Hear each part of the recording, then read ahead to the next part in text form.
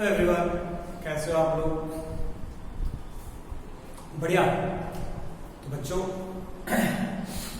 हम लोगों ने काफी कुछ पढ़ा है फिजिक्स में 10th में अभी तक, लेकिन एक बहुत ही इम्पॉर्टेंट चीज जो लाइट को पढ़ने के लिए चाहिए, जब आप लाइट टॉपिक को पढ़ते हो तो उसके पहले हमें वेव का नॉलेज होना बहुत जरूरी है। अगर हम वेव को जितना अच्छे से जानेंगे, हमारे लिए चीजें लाइट को, साउंड को समझना बहुत आसान हो जाता है। तो मैं जो पढ़ा रहा हूं आज, वो एग्जैक्टली आपको कहीं एक जगह नहीं मिलेगा, वो छोटा छोटा पार्ट में आपको अलग अलग जगह आएगा। और मैं ऐसा मानता हूं कि जो मैं पढ़ा रहा हूं आज, ये इतना इंपॉर्टेंट है कि जब भी वेव की बात आएगी तो चीजें कहीं ना कहीं जो मैं आज पढ़ाऊंगा उससे जरूर आपको कुछ ना कुछ चीज होगी जो आपको मदद करेगी चीजों को समझने में, है ना। खूब मन से पढ़ना है, खूब मजे से पढ़ना है और समझ में आएगा, पूरा पूरा क्लैरिटी आएगा। ऑल्दो वेव बच्चों को टफ लगता है, लेकिन मेरा मानना है कि ये बहुत ही आसान है अगर इसको सही रूप में पढ़ा जाए, क्योंकि अगर आप सही रूप में नहीं पढ़ेंगे तो चीजें ऑब्वियसली टफ हो जाती है। तो चलो शुरू करते हैं। हम लोग क्या करते हैं बच्चा? वेव के बारे में बात करते हैं। मैं जो पढ़ा रहा हूं वो एक ऐसा चीज है जो साउंड वेव के लिए भी है, लाइट वेव के लिए है, स्ट्रिंग वेव के लिए, हर टाइप के वेव में वो आएगा। मैंने जो बताना है वो हर तरह की चीजों के लिए मैं बता रहा हूं, है ना। तो अगर ध्यान से देखोगे तो हम लोग का जो टॉपिक का हेडिंग होगा वो क्या है? वेव। क्या है? वेव। गुड। अब क्या है? तो बात करते हैं वेव के एग्जांपल्स लेते हैं। कभी सपोज करो मैं बोल रहा हूं, है ना, और सामने में कोई आदमी खड़ा है तो उसको मेरी बात सुनाई दे रही है, नहीं दे रही है। सपोज कि कोई, मान लो आप बोल रहे हो, आपने कुछ बोला तो ये जो था ये सोर्स है, और यहां पर जो आदमी है वो ये है लिसनर। तो अगर आपने कुछ बोला तो इसको सुनाई देता है। और अगर मैं बताऊं तो जैसे मान लो कि अगर मान लो पानी है ना, यहां पे सपोज करो एक मैंने कॉल कर दिया। अभी अगर यहां से मैं अगर एक स्टोन गिरा दूं, क्या गिरा दूं सर? स्टोन। तो स्टोन को मैंने गिराया कहां? यहां। लेकिन ऊपर नीचे कौन करना शुरू करता है? ये। स्टोन को गिराते हम यहां पे है तो पानी यहां का तो ऊपर नीचे करता ही है, लेकिन ये कॉर्क भी जो है ये भी ऊपर नीचे करना शुरू कर देता है। और भी जैसे सपोज करो, मान लो मैं एक स्ट्रिंग ले लेता हूं। ये सब काफी प्रैक्टिकल एग्जांपल्स हैं, ऐसे बहुत सारे एग्जांपल हो सकते हैं। सपोज करो मैंने इसके एक एंड को ऊपर लेके ऐसे करके मैंने छोड़ दिया। एक एंड को मैंने सपोज करो कि मैंने इस एंड को ऊपर पकड़ा, ठीक है, ऊपर उठाया, ऊपर ले गया, नीचे ले गया, नीचे ले गया, ऊपर लाया, ये किया। अगर सपोज करो यहां पे कोई एक बंदा है जो खड़ा हुआ है, ठीक है, पकड़ के, आप पाओगे कि इसके हाथ को एक झटका महसूस होगा। मैंने यहां पे चीजें जनरेट की, लेकिन झटका वहां भी महसूस होता है। आप यहां देखो, यहां देखो, तीनों ही केस में आप देखोगे कि डिस्टर्बेंस मैंने यहां पे प्रोड्यूस किया, इसमें डिस्टर्बेंस मैंने यहां पे प्रोड्यूस किया, इसमें डिस्टर्बेंस मैंने यहां पे प्रोड्यूस किया। तीनों केसेस में मैंने डिस्टर्बेंस यहां पे प्रोड्यूस किया, लेकिन वो डिस्टर्बेंस का इफेक्ट यहां पे दूर दिखाई दे रहा है। तो जब फिजिक्स में ये फेनोमेना को ऑब्जर्व किया गया तो फिजिक्स में कॉन्सेप्ट लाया गया वेव का। तो वेव को अगर मैं फिजिक्स के हिसाब से देखूं तो वेव में दो चीज की बात होती है हमेशा। वेव मतलब flow of energy, flow of energy. Wave means what? Flow of energy. And एक और चीज, वेव मतलब फ्लो ऑफ एनर्जी, एंड दूसरा ऑसिलेटरी मोशन।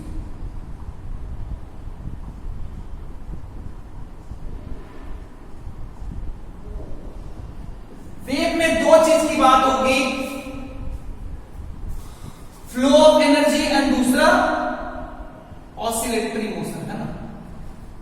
तो हमें इन दोनों पे चर्चा करनी है कि जब भी वेव की बात आएगी तो आप अपने आप से दो चीज पूछना, क्या क्या, कि एनर्जी का फ्लो कैसे हो रहा है और ऑसिलेटरी मोशन कैसे हो रहा है। चूंकि एनर्जी का फ्लो होगा तो पार्टिकल ऑसिलेट करेंगे। क्या करेंगे बच्चा? पार्टिकल ऑसिलेट करेंगे। आप यहां पे मानो कि ये जो सोर्स है इसने कुछ एनर्जी दिया, वो एनर्जी कहां पहुंच गई? तो क्या एनर्जी फ्लो किया? हाँ। इसमें आप देखो तो मैंने ये जो पत्थर था उसको मैंने यहां गिराया था, तो यहां पे एनर्जी दिया गया, लेकिन क्या वो एनर्जी यहां गया? हाँ। यहां पे मैंने एनर्जी इस पार्टिकल को दिया था, लेकिन क्या इस पार्टिकल को भी मिला? हाँ। तो वेव में हमेशा दो एस्पेक्ट होगा, एक होगा फ्लो ऑफ एनर्जी एंड दूसरा होगा ऑसिलेटरी मोशन। तो पहले बात कर लेते हैं फ्लो ऑफ एनर्जी। तो अगर मान लो वेव को ट्रैवल करने के लिए मीडियम की जरूरत है और पार्टिकल ऐसे अरेंज है, पार्टिकल मीडियम में कैसे अरेंज है? ऐसे। तो एनर्जी इसको दिया तो वो एनर्जी इसको जाएगा, फिर वो एनर्जी इसको जाएगा, फिर ये एनर्जी इसको पास करेगा, फिर ये एनर्जी इसको पास करेगा, फिर ये एनर्जी इसको पास करेगा, फिर ये एनर्जी इसको पास करेगा, फिर ये एनर्जी इसको पास करेगा, फिर ये एनर्जी इसको पास करेगा। अगर मान लो पार्टिकल ऐसे अरेंज है और मैंने इसको एनर्जी दिया, तो क्या होगा? ये एनर्जी इसको पास करेगा, ये एनर्जी इसको पास करेगा, ये एनर्जी इसको पास करेगा, ये एनर्जी इसको पास करेगा। तो इस केस में एनर्जी का फ्लो कैसे हो रहा है?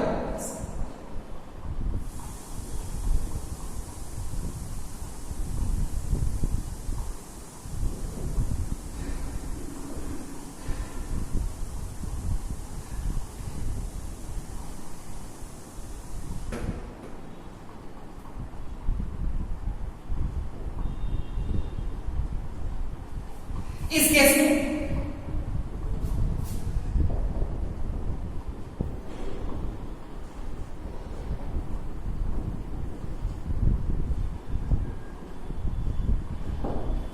Direction of flow of energy. अगर तुम दोनों को देखोगे तो दोनों में एक बात कॉमन है, ऑल्दो इसमें direction of flow of energy ऐसे है और इसमें direction of flow of energy ऐसे है, लेकिन अगर दोनों में एक चीज ध्यान से देखोगे तो direction of flow of energy क्या है? Line of arrangement of particle के अलाउंग होती है। अगर पार्टिकल ऐसे अरेंज्ड है तो direction of flow of energy will be along the line of arrangements of particle. क्या मैं लिख सकता हूं? क्या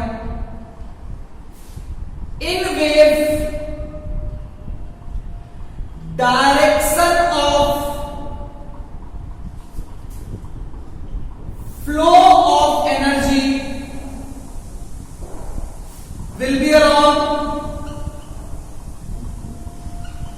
in wave direction of flow of energy will be along line of arrangements of particle.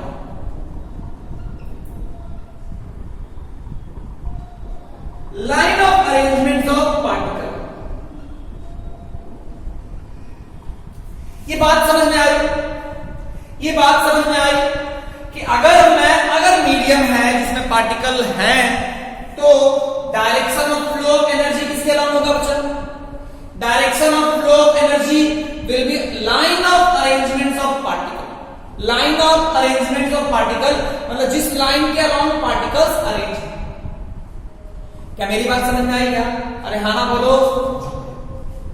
अब देखो बच्चा, एक चीज और ध्यान देना, मैं तुमसे एक बात बोलूंगा, तुम अगर ध्यान दोगे तो क्या ये पार्टिकल उठ के यहां जाता है? क्या नहीं, ये पार्टिकल उठ के यहां नहीं जाता है।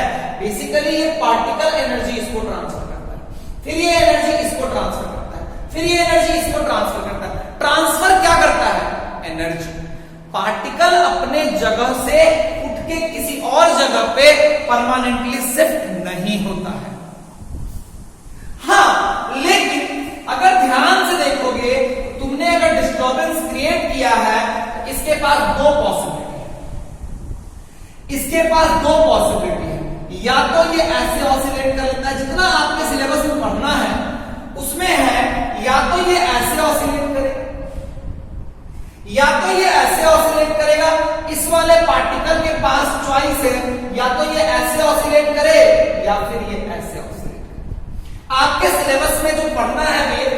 उसमें यही दोनों चॉइसेस है, या तो ये ऐसे ऑसिलेट करेगा या इनफैक्ट कुछ भी होगा ना, तो अभी तत्काल के लिए आपको मान के चलना है कि दो पॉसिबिलिटी है, एक ये वाला और एक ये वाला, एक ये वाला एक ये वाला। ये वाला कैसा है, ये वाला कैसा है, इसमें देखो तो जो पार्टिकल ऑसिलेट कर रहा है वो फ्लो ऑफ एनर्जी के परपेंडिकुलर है।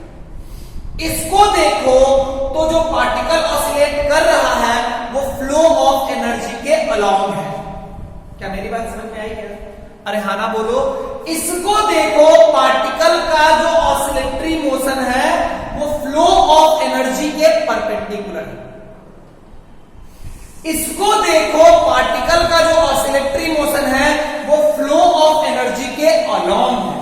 तो पार्टिकल का जो ऑसिलेटरी मोशन है, oscillatory motion of the particle is having two choice, either the particle can oscillate along the line of flow of energy or particle can oscillate perpendicular to the line of flow of energy। क्या मेरी बात समझ में आई क्या? तो अगर ध्यान से देखोगे तो यहां पे मैं इसको मिटाता हूं, ये सब एग्जांपल्स है। अगर ध्यान से तुम देखोगे तो मैं इसको यहां लिखता हूं क्योंकि मुझे इसको जरूरत पड़ेगी। चलो मैं इन दोनों को मिटा देता हूं। मैं थोड़ा सा लिखता हूं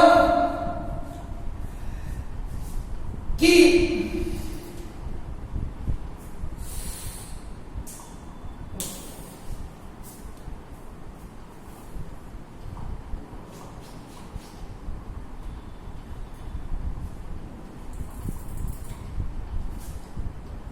अगर तुम ध्यान से देखोगे तो क्या लिख सकते हो?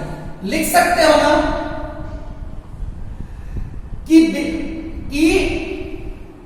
कि ऑसिलेटरी मोशन ऑफ पार्टिकल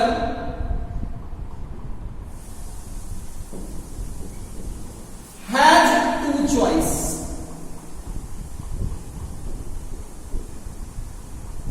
पहला,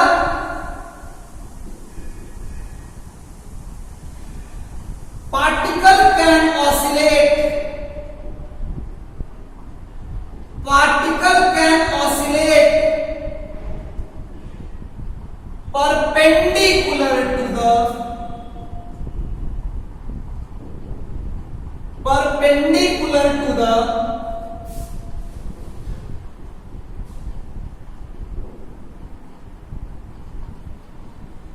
perpendicular to the line of flow of energy,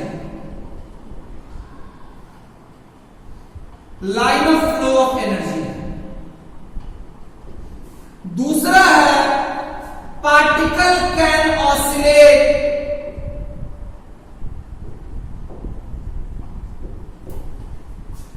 along the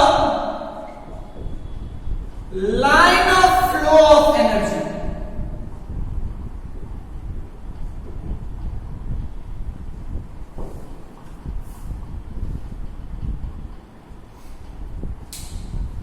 ये समझ में आया? ये समझ में आया? Oscillatory motion of particle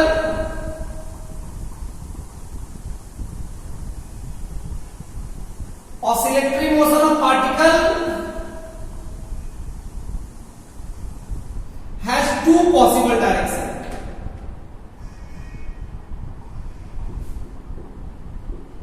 has two possible directions, है ना? has two possible directions। Particle can oscillate perpendicular to the line of flow of energy। Particle can oscillate, yeah, has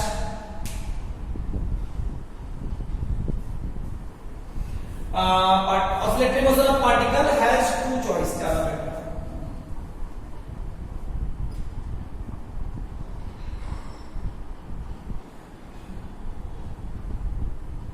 Oscillatory motion of particle has two possible directions। ठीक है?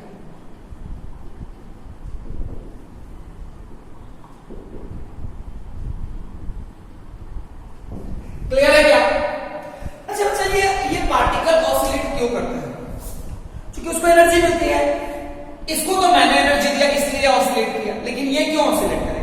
क्योंकि ये energy इसको transfer कर देगा, फिर ये एनर्जी इसको ट्रांसफर कर देगा, ये एनर्जी इसको ट्रांसफर कर देगा, ये एनर्जी इसको transfer. Oscillatory motion takes place because particle gets energy. क्योंकि उसको एनर्जी मिलता है इसलिए वो ऑसिलेटरी मोशन एग्जीक्यूट करता है। क्या मेरी बात समझ में आई क्या? तो oscillatory motion takes place because oscillatory motion क्यों टेक होता है? क्योंकि वो पार्टिकल को एनर्जी मिलती है। मेरी बात समझ में आई क्या बच्चा? तो अगर तुम ध्यान से देखोगे, तो क्या हुआ? अगर एक वेव जनरेट हुई तो एनर्जी फ्लो किया, दूसरा एनर्जी की वजह से पार्टिकल जो है वो ऑसिलेट किया। क्या ऑसिलेशन की वजह से पार्टिकल परमानेंटली एक जगह दूसरी जगह चला गया? क्या ऐसा हुआ क्या? नहीं, वो अपने जगह पे ही आगे पीछे डोल रहा है। इस केस में देखोगे ये वाले में एनर्जी ऐसे फ्लो कर रही है, पार्टिकल ऐसे ऑसिलेट कर रहा है। ये वाला केस होगा तो एनर्जी ऐसे फ्लो कर रही है, पार्टिकल उसी लाइन के अलॉन्ग ऐसे कर रहा है। क्या मेरी बात समझ में आई क्या बच्चा? खाना बोलो, मिटा दो मैं, अरे मिटा दो मैं। और हम अगर बात करें तो खूब समझ में आना चाहिए कि जैसे कि मान लो कि तुम्हारा पार्टिकल ऐसे अरेंज है, तो direction of flow of energy कैसे होगा? ऐसे। मान लो कि ये पार्टिकल ऐसे ऑसिलेट कर रहा है, तो बताओ तो ऑसिलेटरी मोशन और फ्लो ऑफ एनर्जी दोनों एक लाइन के अलॉन्ग परपेंडिकुलर है। कैसा है? एक लाइन के अलॉन्ग है कि परपेंडिकुलर है? बोलना भाई पागल है क्या? बोलता क्यों नहीं है? हट, सीधा बैठो, सो के पढ़ता रहता सब, सीधा बैठ। तो ध्यान से देखोगे कि ये फ्लो ऑफ एनर्जी है और ये क्या है? ये है ऑसिलेटरी मोशन। ध्यान से देखो, ऐसे वेव को हम लोग बोलते हैं ट्रांसवर्स वेव। हम लिख सकते हैं on the basis of flow of energy and oscillatory motion direction, on the basis of direction of flow of energy and oscillatory motion direction and direction of oscillatory motion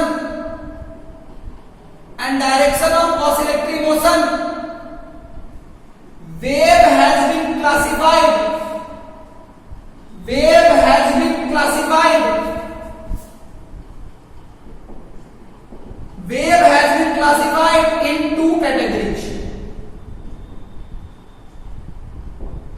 पहला option है, पहला बोलते हैं transverse wave, दूसरा बोलते हैं longitudinal wave. इसमें क्या है?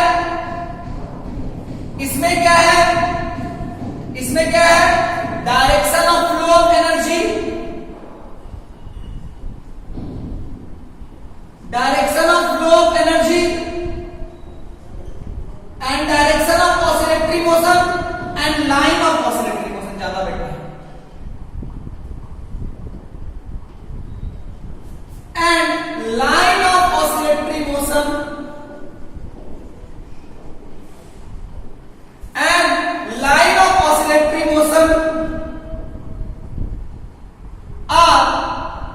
perpendicular to each other. Perpendicular to each other.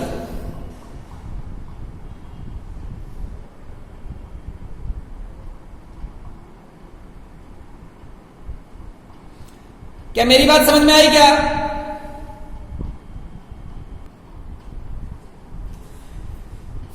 तो ट्रांसवर्स किसको बोलते हैं? Direction of flow of energy and line of oscillatory motion are perpendicular to each other. इसका मतलब अगर ऐसे पार्टिकल अरेंज है तो फ्लो एनर्जी कैसे करेगा? ऐसे, और ऑसिलेटरी ऑसिलेटरी मोशन कैसे होगा? है ना? या फिर अगर ऐसे पार्टिकल अरेंज है तो फ्लो ऑफ एनर्जी ऐसे है, फ्लो ऑफ एनर्जी ऐसे है। और अगर तुम ध्यान से देखोगे तो ये भी तो एक पॉसिबिलिटी है, ऐसे फ्लो ऑफ एनर्जी है, ऐसे। अगर फ्लो ऑफ एनर्जी ऐसे है तो ये भी पॉसिबिलिटी है, या फिर ऐसे ऐसे पॉसिबिलिटी है। तो मैंने दोनों दिखाया है ना? क्लियर है क्या? कोई दिक्कत वाली बात नहीं है। मिटा दूं मैं? मिटा दूं मैं? दूसरी बात करते हैं, दूसरी बात करते हैं ट्रांसवर्स वेव के बाद दूसरा जो है वो है लॉन्गिट्यूडिनल वेव। लॉन्गिट्यूडिनल वेव क्या है ये? Direction of flow of energy, direction of flow of energy and line of oscillatory motion and line of oscillatory motion are same. इसका मतलब अगर पार्टिकल ऐसे अरेंज्ड है तो ऑसिलेटरी मोशन कैसे हो रहा है? ऐसे। ये है फ्लो ऑफ एनर्जी।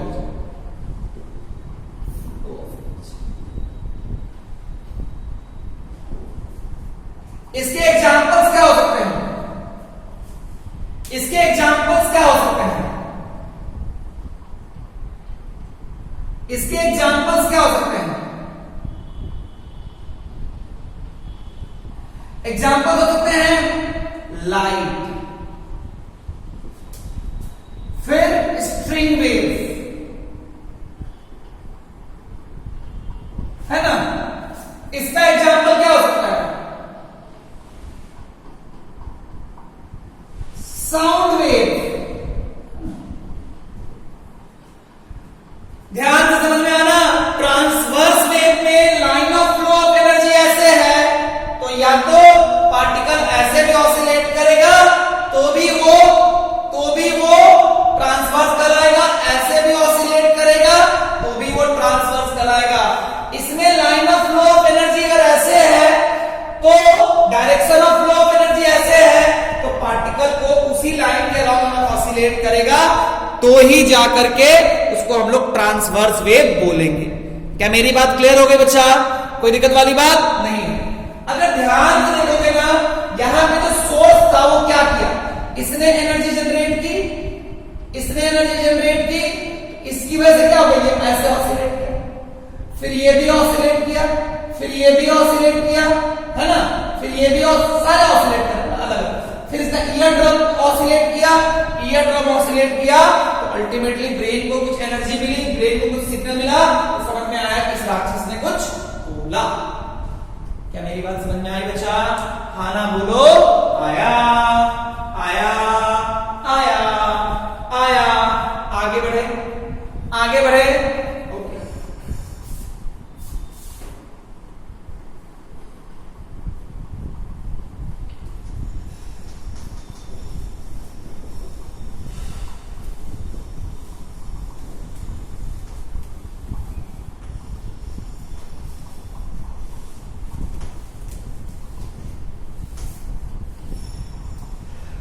तो line of flow of energy and oscillatory motion के बेसिस पे, line of flow, direction of flow of energy and line of oscillatory motion के बेसिस पे मैंने दो कैटेगरी में क्लासिफाई किया। On the basis of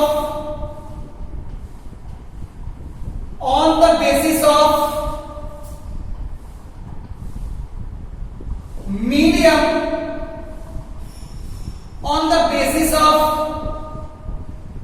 requirement of medium,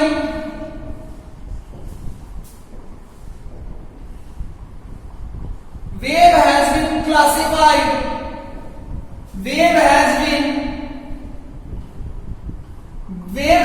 divided in two categories.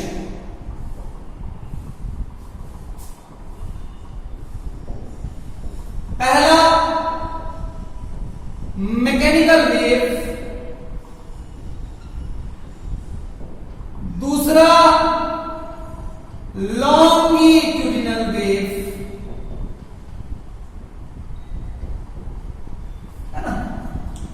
जैसे हम नंबर को ऑड इवन में भी डिवाइड करते हैं, प्राइम नॉन प्राइम में भी डिवाइड करते हैं, तो एक ही सेट ऑफ नंबर को हम ऑड इवन में भी डिवाइड करते हैं, प्राइम नॉन प्राइम में भी डिवाइड करते हैं।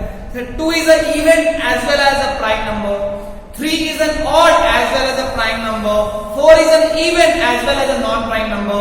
तो उसी तरह से सारे वेव को कभी हम लोग लॉन्गिट्यूडनल ट्रांसवर्स में भी डिवाइड किए या फिर हम लोग मैकेनिकल नॉन मैकेनिकल में भी डिवाइड किए। एक वेव मैकेनिकल ने नॉन मैकेनिकल में एक कैटेगरी में जाएगा, फिर वही वेव ट्रांसवर्स एंड लॉन्गिट्यूडनल में भी कोई एक जाएगा। जैसे साउंड कैसा वेव है, वो एक लॉन्गिट्यूडनल वेव है एज वेल एज एक मैकेनिकल वेव है। लाइट एक ट्रांसवर्स वेव है एज वेल एज एक नॉन मैकेनिकल वेव है। Sorry, mechanical and non mechanical, sorry यहां गलती हो गया, नॉन मैकेनिकल वेव। तो मैकेनिकल वेव क्या है? एक wave requires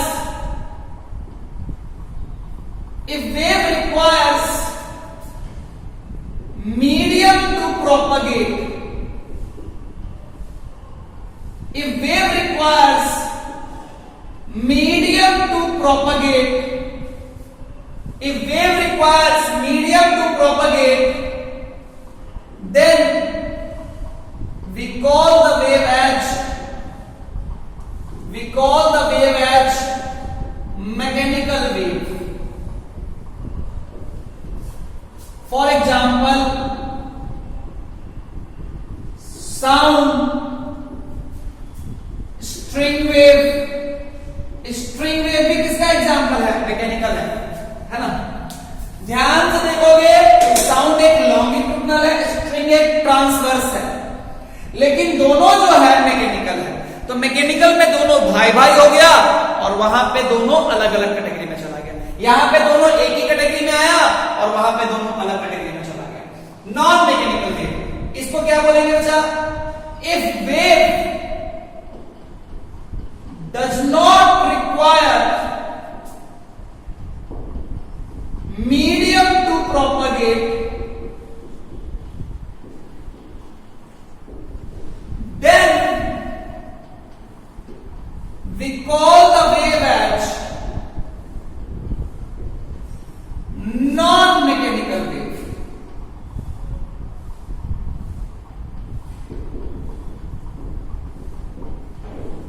For example, light wave. कैसा वेव बच्चा? लाइट। कैसा वेव बच्चा? लाइट। ये एक नॉन मैकेनिकल वेव है।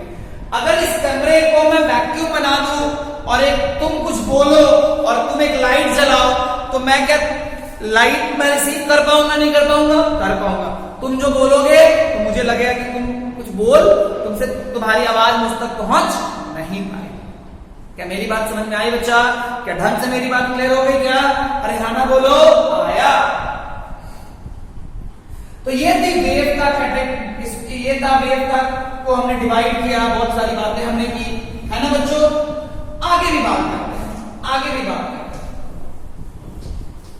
क्या बात करते हैं? Let's see.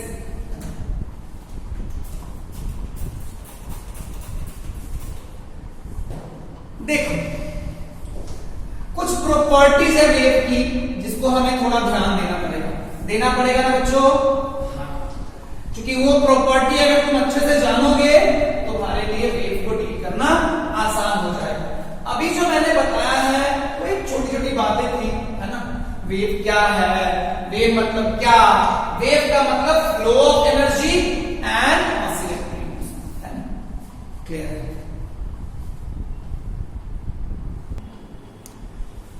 अब बच्चों, तो हम लोगों ने जान लिया कि वेव को हम लोग सोचना कैसे है, लेकिन अभी वेव की कहानी खत्म नहीं हुई। अभी वेव में बहुत सारी चीजें बाकी है। तो क्या बाकी है? उसका एक बहुत इंपॉर्टेंट एस्पेक्ट है प्रॉपर्टीज ऑफ वेव। क्या है बच्चा? Properties of wave.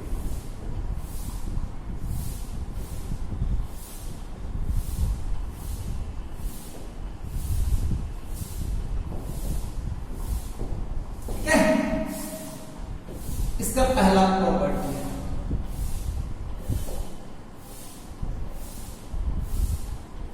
इसका पहला प्रॉपर्टी है टाइम पीरियड, दूसरा फ्रीक्वेंसी, तीसरा टाइम पीरियड के बाद फ्रीक्वेंसी के बाद कुछ है क्या? हाँ, एम्पलीट्यूड, चौथा वेव स्पीड एंड पांचवा wave length.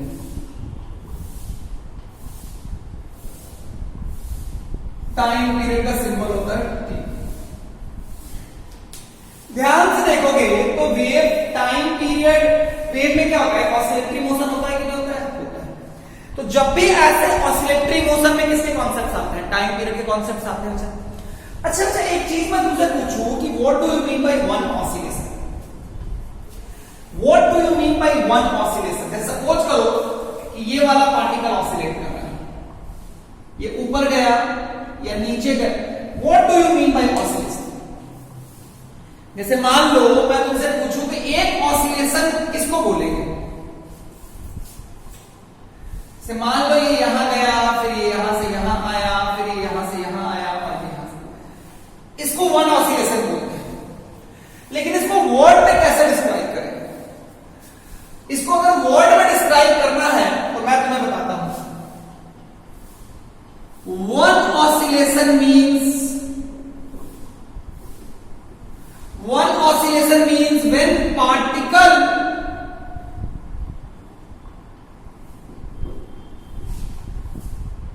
reach to the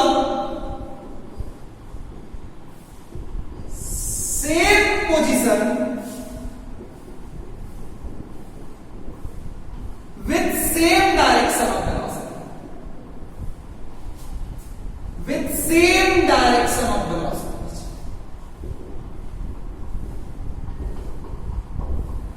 When particle reach to the same position, when particle reach to the same position with the same direction of velocity, तो इसको क्या बोलते हैं? अच्छा, वन ऑसिलेशन। जैसे मैं आपको सपोज कर, मान लो मैंने मीन पोजीशन ले लिया। मीन किसको बोलेंगे वो भी बताते हैं, लेकिन मान लो इसको मीन बोलते हैं। ये है तुम्हारा मीन पोजीशन, ये तुम्हारा क्या है? Mean position.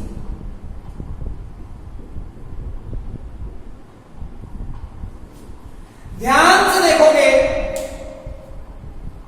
ध्यान से देखोगे तो होगा क्या कि अगर मान लो मैं यहां से चलना शुरू किया ऐसे, तो अभी तो गया। जब मैं यहां वापस पहुंचा तो क्या मैं उसी जगह पे पहुंचा? हाँ, लेकिन क्या मेरा डायरेक्शन ऑफ वेलोसिटी वही है? नहीं। जिस समय चलना शुरू किए थे उस समय डायरेक्शन ऑफ वेलोसिटी इधर था, जिस समय लौटे उस समय डायरेक्शन ऑफ वेलोसिटी। तो इससे क्या समझ में आता है कि जब तुम जाना शुरू किए थे तो इधर था, लौटे तो इधर, तो क्या वन ऑसिलेशन कंप्लीट हो गया? क्या नहीं, उसी जगह पे पहुंचना है, उसी डायरेक्शन ऑफ वेलोसिटी, और आगे बढ़ो। अब जाके जैसे मान लो कि हम कहीं यहां ले लीजिए, तुम्हारा मीन है, यहां से इधर गए, फिर हम आ गए, तो क्या मेरा वन ऑसिलेशन हो गया? क्या नहीं। जिस समय स्टार्ट किए थे उस समय तो डायरेक्शन ऑफ वेलोसिटी इधर था ना भाई, जब लौटे तो इधर है ना भाई। एक ऑसिलेशन कंप्लीट नहीं हुआ है, अभी और आगे चलो, और इधर चलो, और इधर चलो, और इधर चलो, फिर अब जाके एक ऑसिलेशन। इस बात को खूब समझना। when particle reaches to the same position with the same direction of velocity, then we say particle has completed one oscillation. Then we say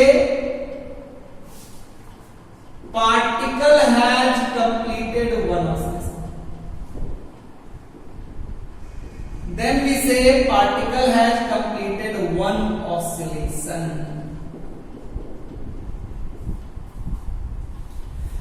तो टाइम पीरियड किसको बोलते हैं?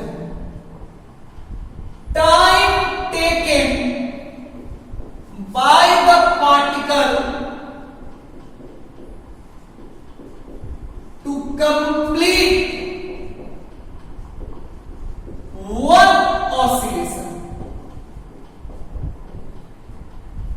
Time taken by the particle to complete one oscillation.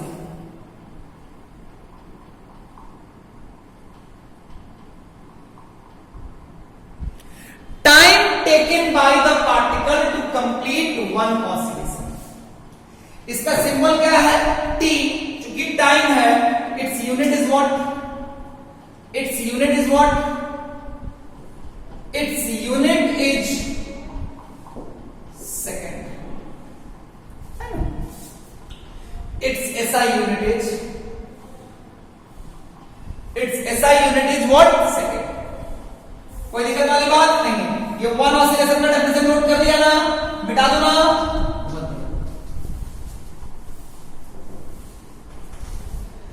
और बात करें frequency, number of oscillation in 1 second.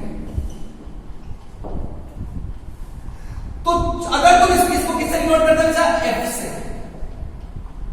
इसको किससे note करते हो? एफ से। अगर तुम ध्यान से देखेगा तो टी सेकेंड में कितना ऑसिलेशन है? 1। देयरफॉर 1 सेकेंड में कितना ऑसिलेशन होगा? 1/t। और यही तो एफ है। एफ का यूनिट क्या होगा? इसका यूनिट क्या होगा? Its unit is what? Second to the power -1।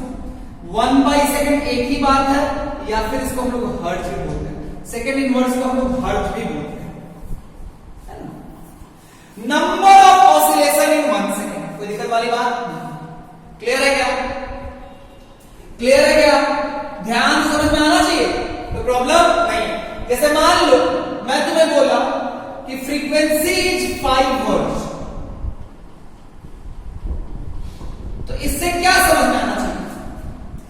Frequency is 5 hertz मतलब 1 सेकेंड में कितना चक्कर? 5 कंप्लीट चक्कर।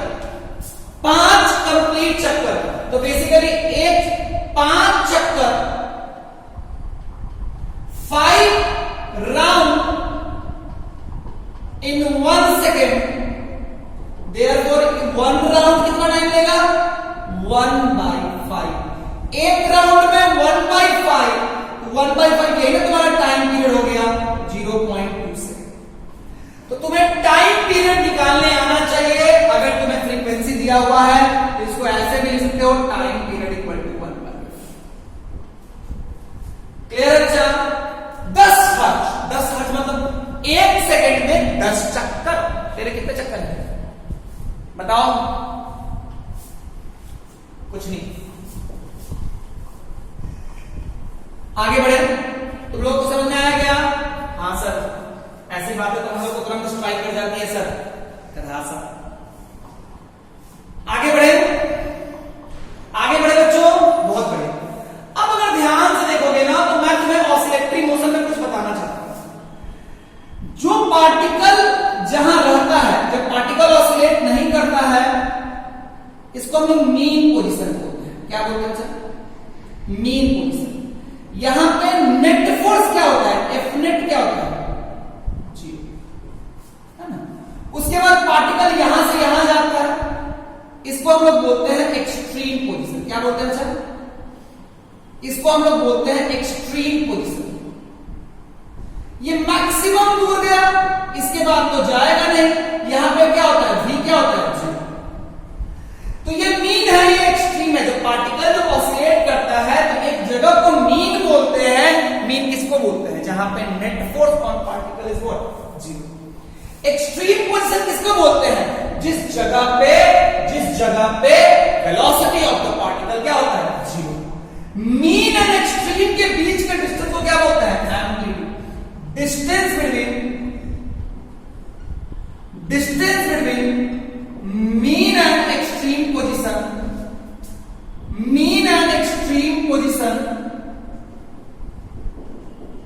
is called amplitude.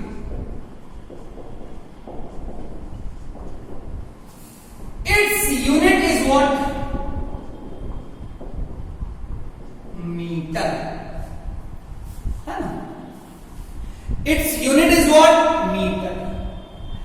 एम्पलीट्यूड जो होता है बच्चा वो एनर्जी पे डिपेंड करता है. एनर्जी ज्यादा होगा तो एम्पलीट्यूड ज्यादा होगा, एनर्जी कम होगा तो एम्पलीट्यूड कम होगा. तो amplitude of a wave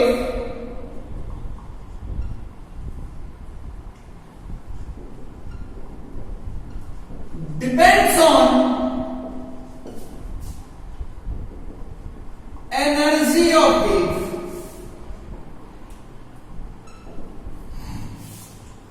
Amplitude of wave depends on energy of wave. कोई दिक्कत वाली बात नहीं.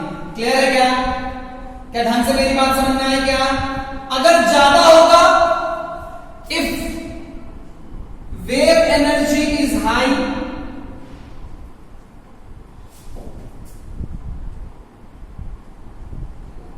if wave energy is more, amplitude will also be more.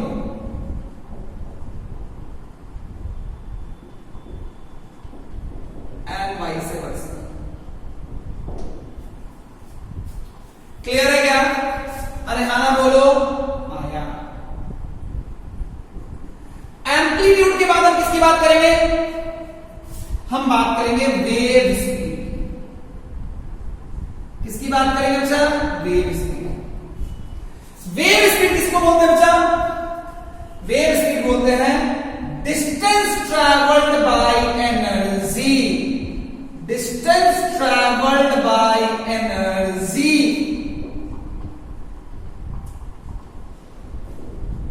In 1 second. Speed वही ना होता है, लेकिन डिस्टेंस किसका? वेव एनर्जी का. Its unit is what? Its unit is metre per second. इसका सिंबल क्या होता है बच्चा? इसका सिंबल होता है ए, कैपिटल ए. इसका सिंबल क्या होता है बच्चा? वी. स्मॉल वी बोल सकते हो, कैपिटल वी बोल सकते हो. वी स्मॉल वी होता है. उसके बाद 1 सेकेंड में जो डिस्टेंस ट्रैवल्ड होगा एनर्जी के द्वारा, उसको क्या बोलेंगे? Wave speed. उसको क्या बोलेंगे बच्चा? Wave speed. कोई दिक्कत वाली बात नहीं. अब हम लोग बात करते हैं वेव लेंथ की.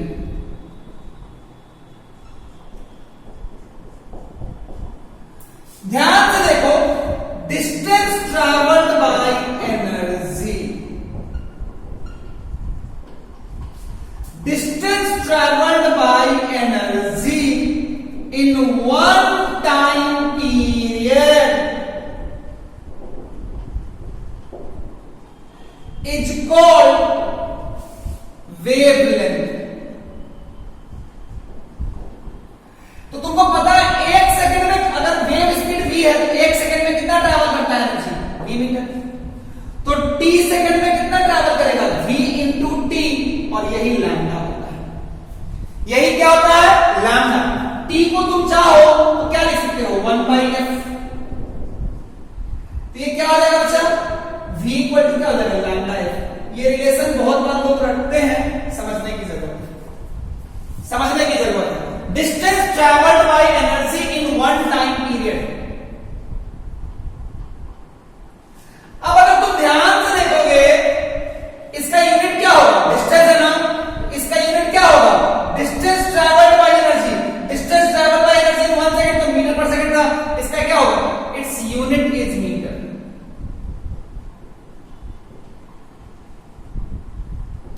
ध्यान से देखो, काफी कुछ लिख दिया, काफी कुछ बता दिया. समझ में आना चाहिए. प्रॉपर्टीज ऑफ वेव ढंग से समझ में आना चाहिए.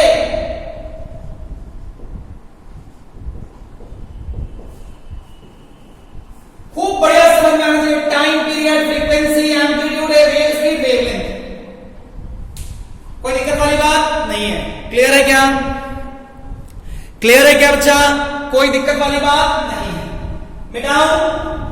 मिटाओ. Time period, time taken by particle to complete 1 oscillation.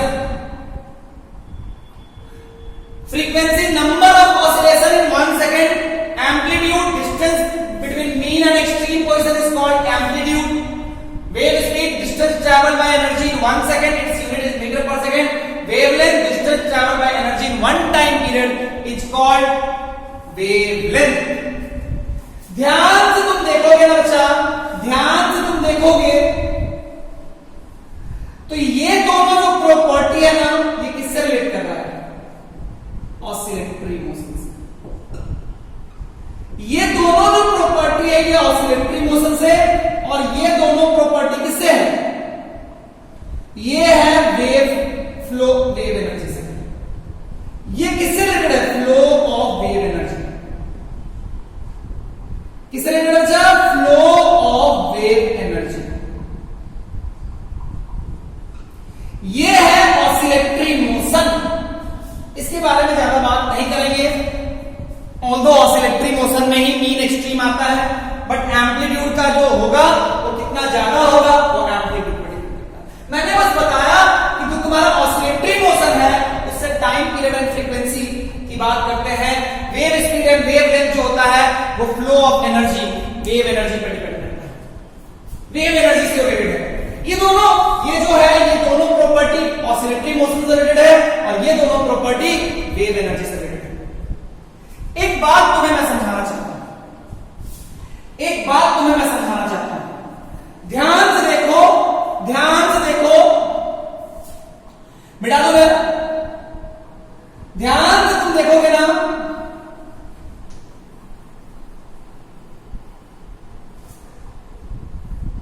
Time period and frequency, time period and frequency, अगर मैं बोलूं, मिटा देता हूं पूरा, है ना, इसको मिटाता हूं।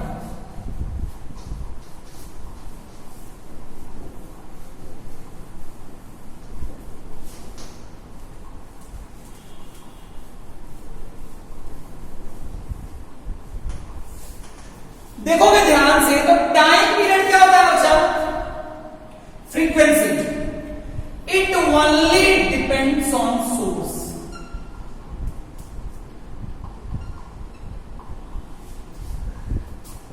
वेव की ये प्रॉपर्टी किस पे डिपेंड करती है?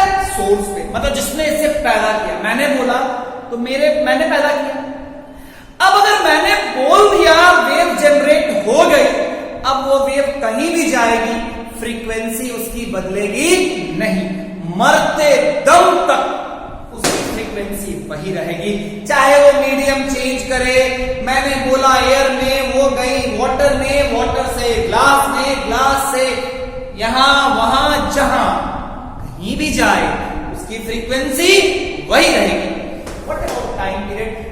क्योंकि it only depends on source, it also depends on source.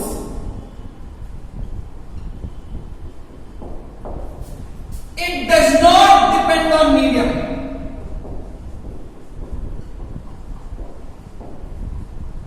It does not depend on medium, क्योंकि ये करेगा नहीं तो ये भी नहीं करेगा। It does not depend on medium.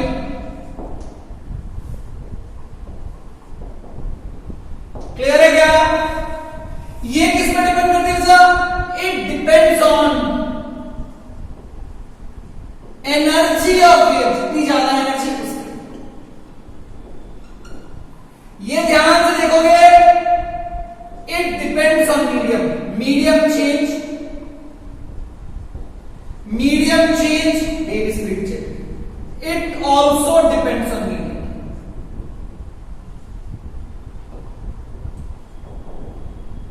जैसे v equal to F lambda होता है, तो अगर सपोज कर कि f कांस्टेंट रहेगा, तो अगर v चेंज करेगा मीडियम में, अगर मीडियम बदलने से v चेंज करेगा तो लैम्डा को तो चेंज करना पड़ेगा ना भाई, क्योंकि f क्या है?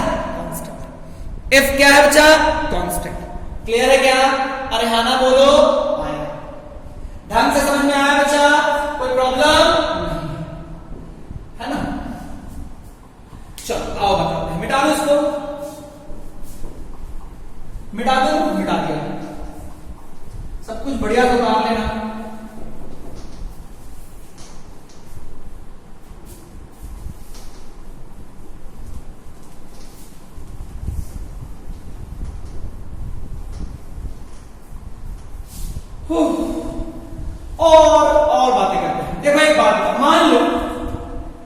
कोई वेव है, ये इस मीडियम में थी, ये बाउंड्री है, ये मान लो मीडियम 1 है, ये मीडियम 2, ये वेव यहां स्ट्राइक है ना, फिर ये यहां आ गई, तो ये वेव थी यहां से यहां आ गई। मान लो इसकी फ्रीक्वेंसी है f1, इसकी फ्रीक्वेंसी है f2। हमें आपको बताना है which of the statement is correct, f1 equals to f2, f1 is greater than f2, f1 is less than f2, d data insufficient।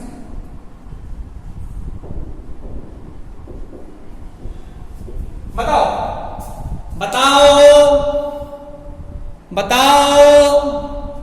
अरे भाई वही भी अपने यहां से यहां आई, रिफ्रैक्ट हो गई, यहां आ गई, तो क्या होगा, f1 equals to, क्लियर है क्या, क्लियर है क्या। अच्छा मान लो इस मीडियम में स्पीड था v1, इस मीडियम में स्पीड है v2। पहला है v1 is equals to v2, दूसरा है v1 is not equals to v2। बता दो मेरे लाल, बता दो मेरे लाल, बोलो बोलो। ये v1 है, ये v2 है, ये v1 है, ये v2 है, क्या मीडियम चेंज हो गई, हाँ। ये वेव इस मीडियम से इस मीडियम में आ गया, हाँ। क्या वेव स्पीड पर डिपेंड, वेव स्पीड मीडियम पर डिपेंड करता है, हाँ। तो v1 v2 बराबर होगा ना, तो कौन होगा, b। मैं भावनाओं में बह गया था, ओके।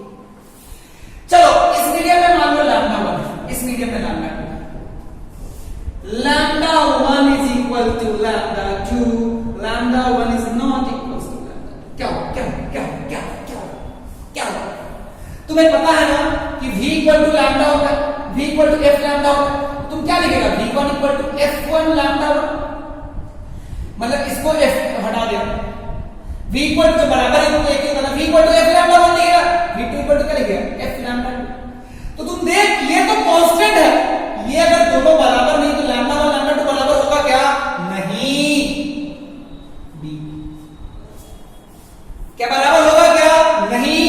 लेकिन एक चीज यहां से लिख सकते हो, वो क्या, वो क्या, f equal to v1 by lambda 1, f equal to v2 by lambda 2, दोनों तो बराबर है, v1 by lambda 1 equals to v2 by lambda 2, v1 by v2 is equals to lambda 1 by lambda, v1 by v2 is equals to lambda 1 by lambda 2। Although v1 v2 बराबर नहीं होता है, lambda 1 lambda 2 बराबर नहीं होता है, लेकिन v1 by v2 का रेशियो लैम्डा 1 बाई लैम्डा 2 के बराबर होता है। यानी अगर v2 बढ़ गया तो लैम्डा 2 भी क्या होगा, बढ़ जाएगा। अगर v1 बढ़ा, अगर v2 बढ़ा तो लैम्डा 2 बढ़ेगा, अगर v2 घटा तो लैम्डा 2 ही।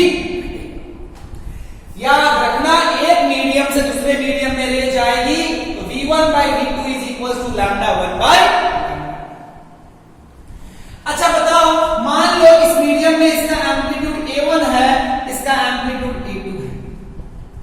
पहला option a1 is equal to a2, दूसरा option a1 is not equal to a1 is greater than a2, तीसरा a1 is less than a2, d none of these.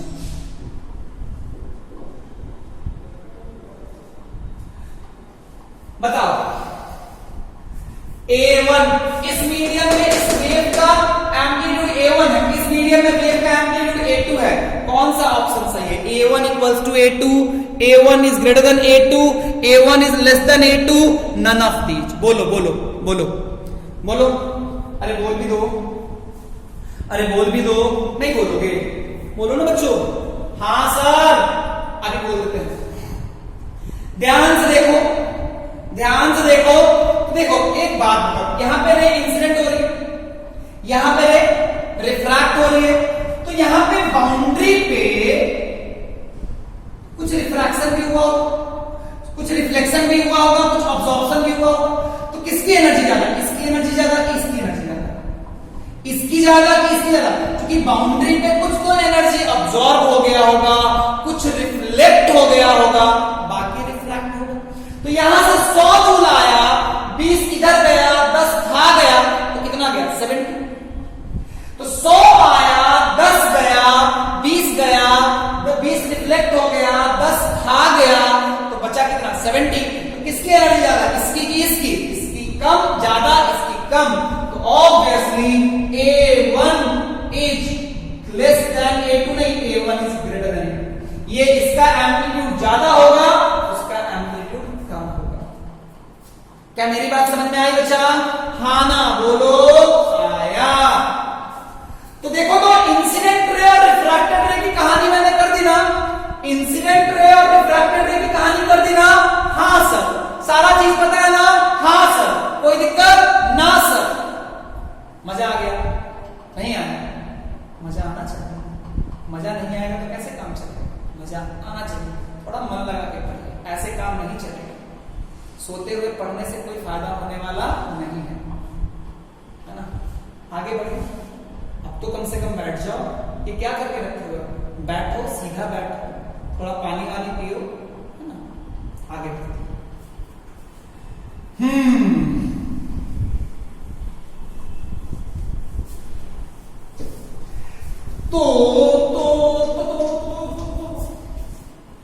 तो अगर मान लो एक रे है, वो इस मीडियम से इस मीडियम में गई है, यहां इसकी फ्रीक्वेंसी यहां f, तो यहां f, ये v1, ये v2, ये f1 f2 मान लो।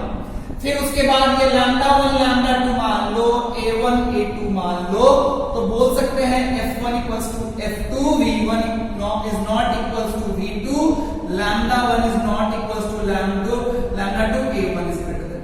ये तो समझ में आया ना? चमका ना? हाँ सर। अब मान लो रे आती और जो रे रिफ्रैक्ट हो, इसकी बात करते हैं। ये इंसिडेंट रे है, ये रिफ्रैक्टेड रे, ये इंसिडेंट रे है, ये रिफ्लेक्टेड रे। ध्यान से देखो, मान लो इसकी फ्रीक्वेंसी f1 f2, एक ही वेव है ना, f1 इक्वल्स टू, यहां पे v1 v2 एक ही मीडियम है ना, v1 इक्वल्स टू v2। यहां पे मान लो λ1 λ2 एक ही मीडियम है ना, हाँ, तो λ1 इज इक्वल टू। यहां पे a1 a3, यहां पे a1 a2, ध्यान से देखो, तो a1 क्या होगा? a2 से बड़ा, क्योंकि कुछ तो रिफ्रैक्ट भी होगा, कुछ तो रिफ्रैक्ट भी होगा ना भाई, कोई दिक्कत वाली बात नहीं है। कुछ तो ऑब्जॉर्ब भी होगा ना भाई। हाँ, तो ये कहानी है कि अगर रे इंसिडेंट की और रे रिफ्लेक्ट की, तो रिफ्लेक्टेड रे इंसिडेंट रे की फ्रीक्वेंसी बराबर, दोनों का स्पीड सेम चूंकि मीडियम सेम, दोनों का वेवलेंथ सेम चूंकि medium same, a1 a2, a1 is greater than a2। क्या मेरी बात पूरी समझ में आई बच्चा? खाना बोलो भैया। तो क्या समझ में आया कि वेव मजेदार चीज है।